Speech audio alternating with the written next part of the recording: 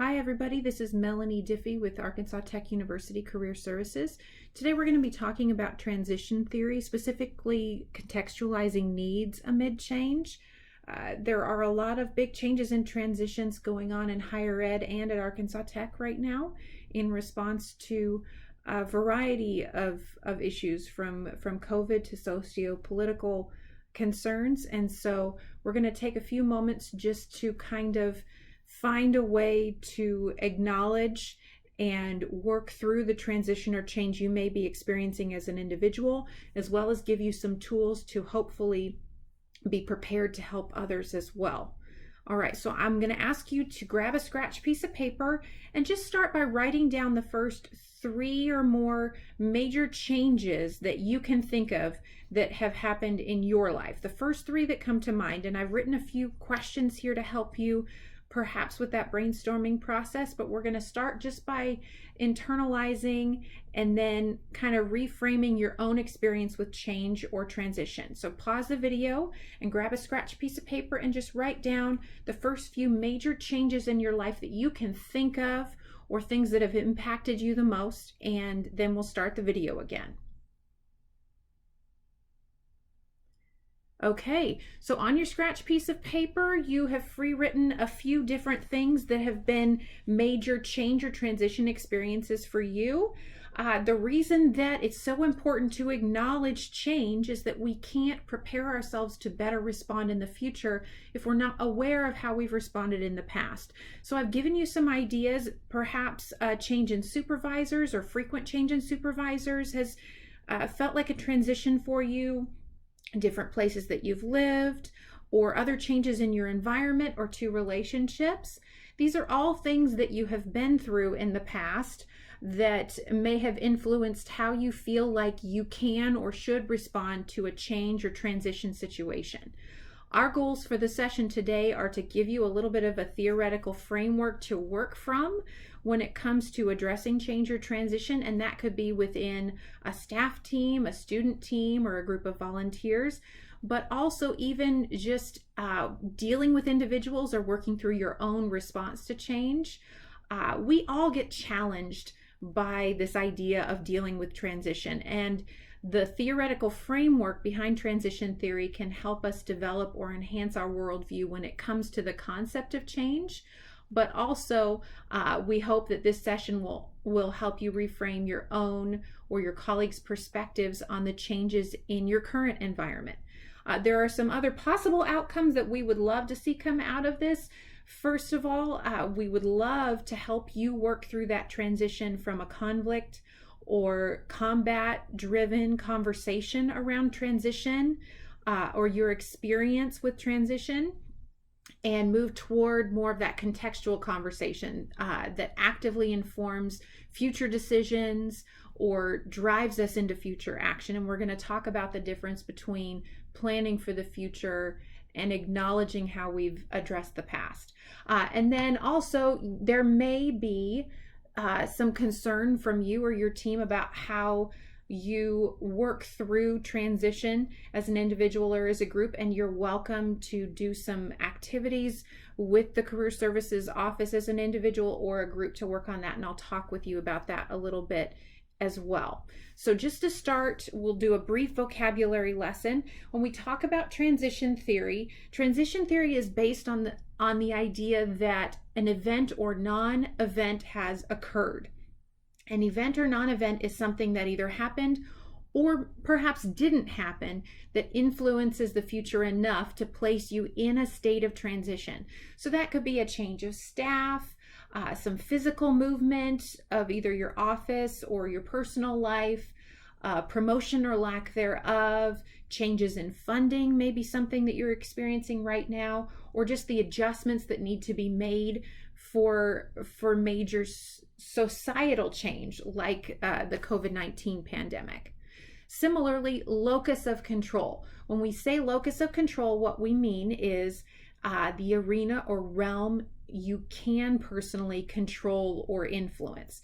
So an event or non-event is something that has happened or that maybe didn't happen as it was expected to, that's pushed us into transition. And locus of control is what we actually have influence over in the midst of that change or transition. Career transition theory is the framework that we're going to be functioning within. And Nancy Schlossberg is the author of that theory. She's a licensed career counselor and has worked in the counseling fields for multiple decades now. I'll be sure to point you in the direction of one of her more famous books before we finish today as well. But if nothing else, take away from this brief vocab lesson that events or non-events are things that are presented to us. They may or may not be caused by us, but our response to that change or transition that results from that event or non-event is what's within our locus of control. We spend a lot of time when we're talking about feeling empowered about controlling our future or controlling our actions, but it's important to recognize that controlling our future or controlling our actions is not the same as controlling the events that caused the transition. Those are often things that we cannot control. And so individuals need to carry out their own burden of response to transition or change, because there is a burden placed on those that are experiencing that event or non-event. And then groups or teams carry out not only their burden of response, but the burden of culture propagation. So when we go through transition or a major change within a group or an environment, the group, especially in higher ed where we're kind of inherently team-based, the group has to deal with what is going to be our culture or our mode of operation moving forward, and how are we going to propagate that culture. We spend a lot of time talking about buy-in, but it's not always easy to get all of our team members on the same page, or they may not want to buy what you're selling. So when we're talking about transition, it's important that we're very authentic in our conversation with those around us, whether we're dealing with a personal transition or a group one. Trust needs to be earned, and that authenticity can go a long way toward helping ourselves or others cope with change. So we're going to talk about change, very specifically about your own experience with change first, because it's important that we acknowledge how we've responded to change in the past so that we know our typical default setting and how we can also adjust for the future. So I'm going to ask you to grab that same scratch piece of paper you started with, and now I want you to do some quick brainstorming. Look at those examples of change that you gave yourself and pick one you want to focus on, and then ask yourself, how did you feel about that change in the moment or that transition, and who did you feel like was in your corner while you were going through the transition? And then I want you to think about how you outwardly expressed your response to that change, which is different than how you feel or who you thought was in your corner. How you outwardly expressed your response might be how quickly you acted, what you said or what you did. Some of us like to talk it out and some of us really don't. And also, what would you do differently now, knowing what you do about that change or transition that you went through? So pause the video for a moment and just scribble some notes down about how you felt, who was in your corner, and how you outwardly handled that change that you experienced in the past. Okay, now that you've done some brainstorming, it's important that we recognize that this is something that happens fairly frequently. We go through change a lot, especially in higher ed. We have staff turnovers, we have changes in agenda, even strategic planning changes or major changes like budget changes, which is something we're experiencing right now.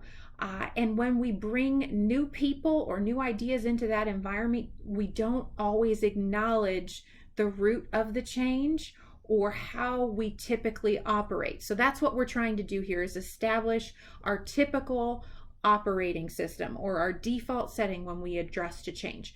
Think about the last time you had a new person join your team. There was probably some kind of formal introduction at a meeting. Everyone went around and shared a little bit about themselves. But then what happens?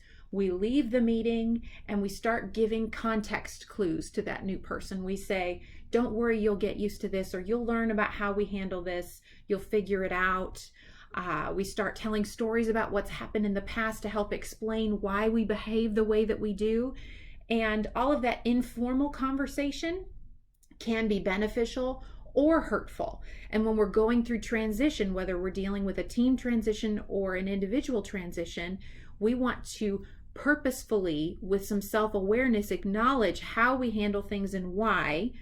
Purpose of this scratch piece of paper exercise, rather than doing the informal bits and pieces thing and hope that it comes out on the other end really well.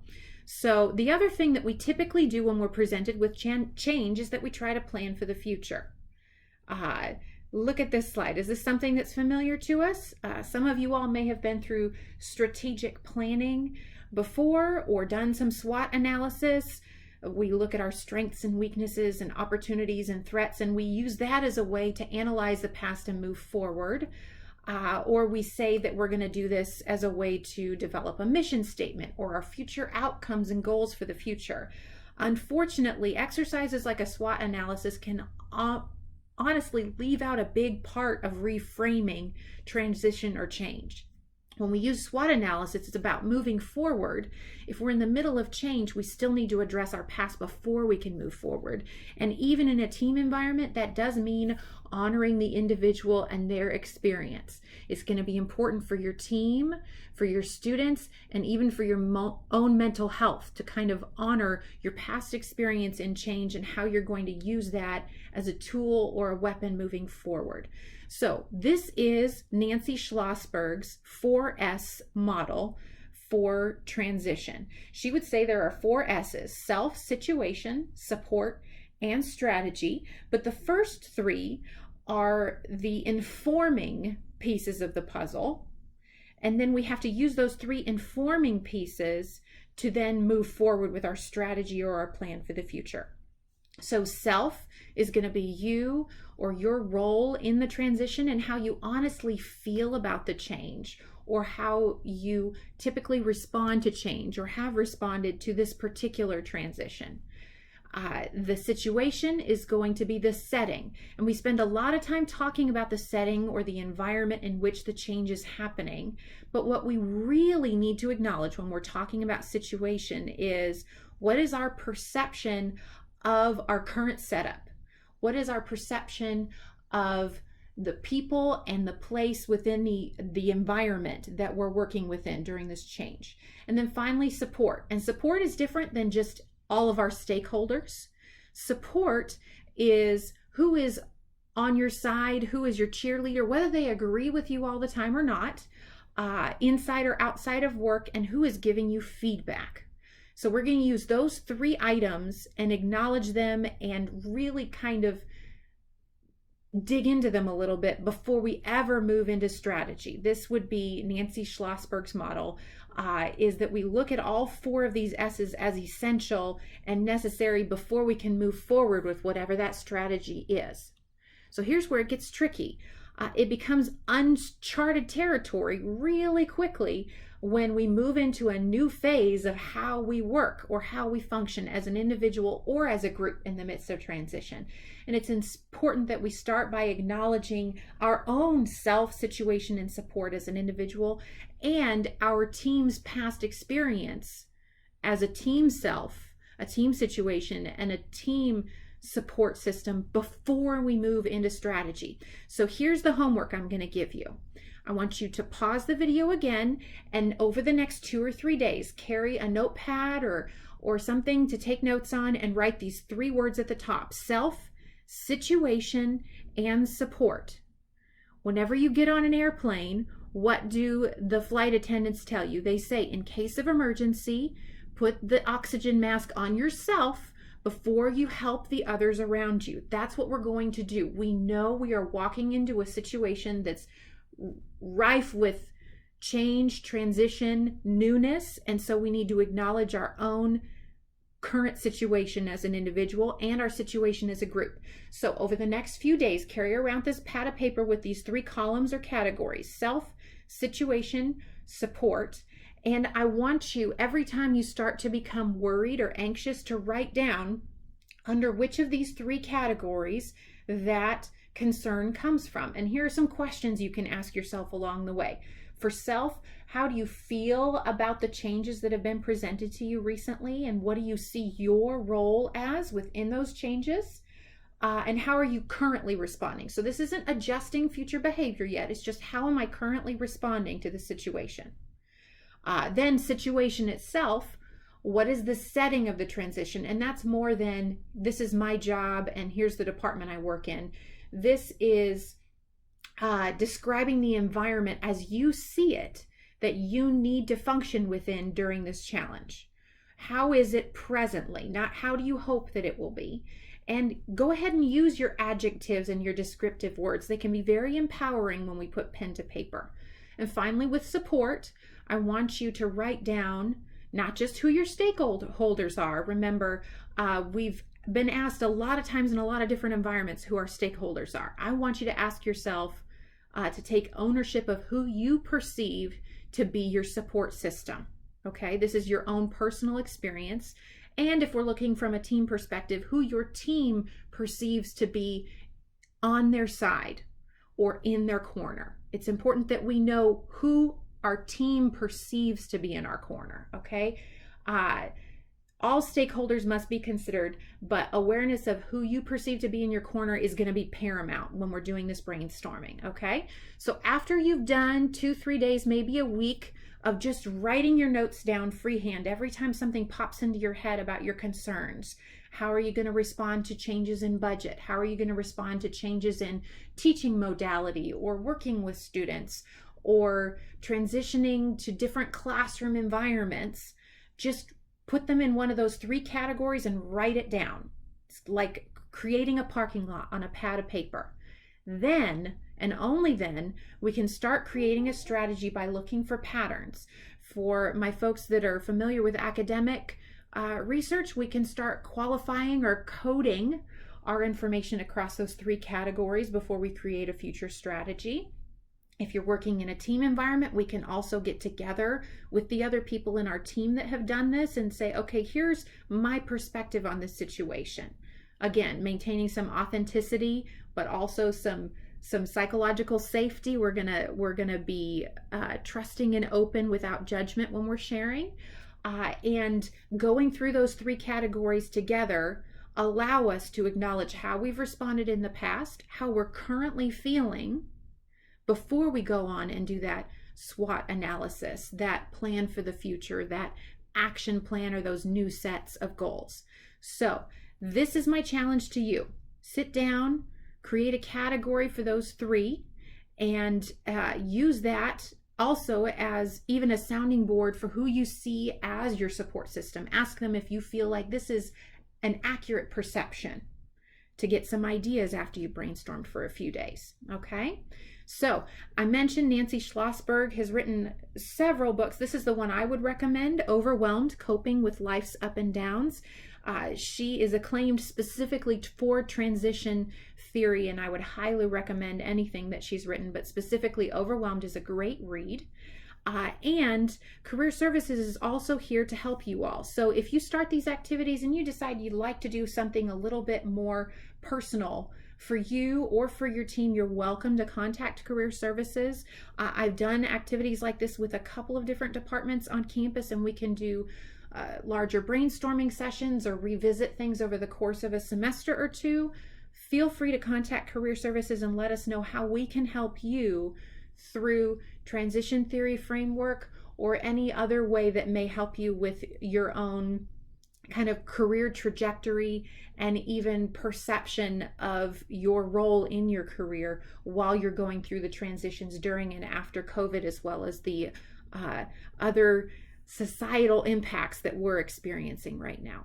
Again, I'm Melanie Diffie over in Career Services at Arkansas Tech on the Russellville campus, and we're here for you. Hope you have a great day.